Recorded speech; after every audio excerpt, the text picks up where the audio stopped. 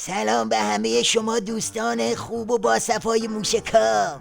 آقا این روزا کل نظام ولایت تو تب خبرگانه.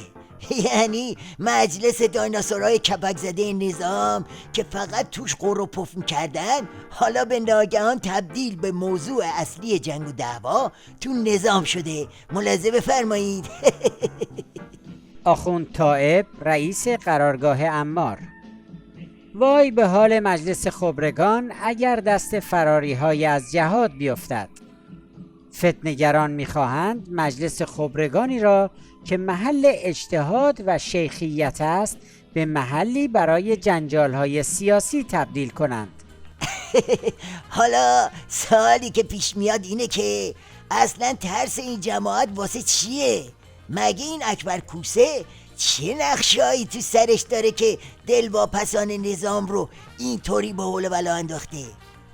بابا از زبون خود شیخ اکبر بشنوید که این دفعه تعارف معارف و کنار گذاشته و با عمامه رفته تو شکم ولی فقیه زر خورده. هاشمی رفسنجانی: گروهی برای انتخاب رهبری در صورت پیش آمده حادثه تعیین شده است. حالا هر وقتی که بنا شد رهبری عوض شود یا نباشد و کس دیگری بیاید، دوباره باید کار عمده‌ای انجام دهند. بابا دیگه چی؟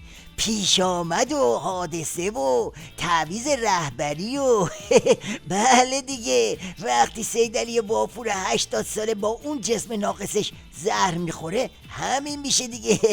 کار به جایی میکشه که شیخ اکبر میاد و طوری از تعویض ولی فقیه حرف میزنه که انگار میخواد لاستیک زاپاس ماشین نظام عوض کنه.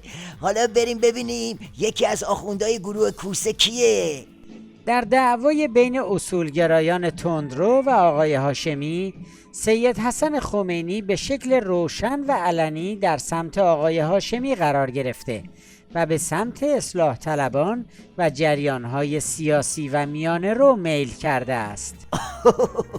بله، اکبر کوسه میخواد این نوه خمینی رو به عنوان نوچه خودش بندازه به جون خامنه.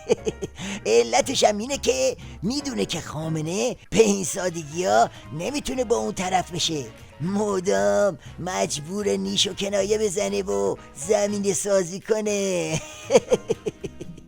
سید حسن خمینی در اینجا یک متغیر تابع است، نه متغیر مستقل. او بر اساس تعریف نقش در یک بازی بزرگتر کاندیدا شده که خودش کارگردان این بازی نیست و حتی بعید می‌دانم در طراحی آن هم شریک بوده باشد. این بازی هاشمی رفسنجانی است. بله، بازی رفسنجانیه، اما با این اوضاع و احوال ایران و منطقه و دنیا بعید این بازی اکبر کوسه بگیره و نقشش واسه کله کردن خامنه و شورایی کردن ولایت به جایی برسه. اوضاع خیلی خفن‌تر از این حرف هاست. این طوفانی که تو راهه نه عمامه عظما رو سالم میذاره نه تاج اکبر شاهی رو. بله.